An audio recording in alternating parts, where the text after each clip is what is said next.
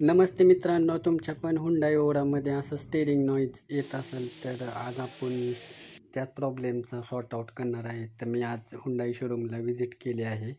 तर आज आपल्याला प्रॉब्लेम सॉल्व्ह होतोय का नाही ते बघायचं आहे. त्यांनी आपल्याला सांगितलं आहे की हा पार्ट आपल्याला चेंज केल्यानंतर तुमचा आवाज बंद होईल.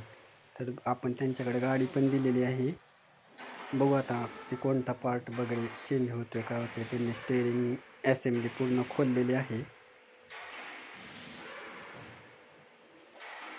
तर हाच तो वॉर्म शॉफ्ट आपल्या गाडीमधला चेंज होणार आहे. याच वॉर्म शॉफ्टमुळे आपल्या गाडीमध्ये किटकिट किटकिट असा आवाज येतो आहे स्टेरिंगपासून. तर हा चेंज होणार आहे आज. तर हा चेंज झाल्यानंतर आवाज बंद होतो का नाही हे आपल्याला बघायचं आहे. तर आता बघा त्यांनी पूर्ण खोललेला आहे.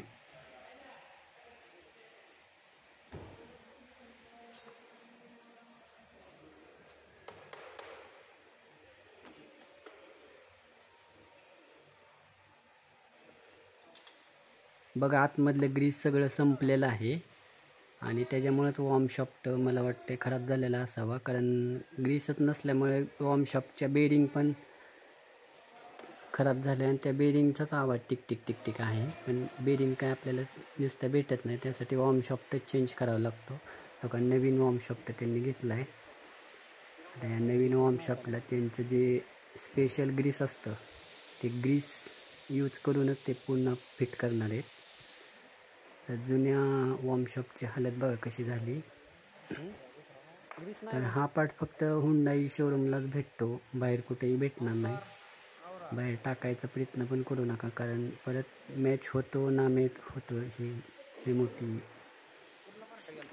प्रॉब्लेम असतो. बघा त्यांनी ग्रीस पण ते लावून घेतलं आहे, जे त्यांचं स्पेशल ग्रीस आहे. स्पेशल ग्रीस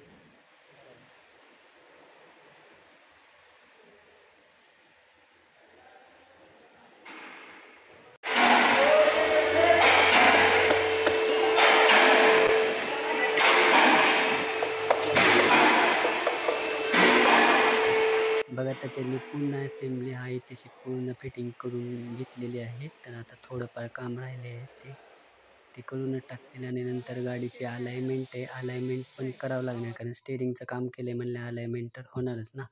तर आपण आलो स्टेज साईडला, तर आपला आवाज पूर्णपणे बंद झाला आहे. तर बघा तुमच्या मी गाडीत असा प्रॉब्लेम असेल तर वॉर्म शॉफ्ट चेंज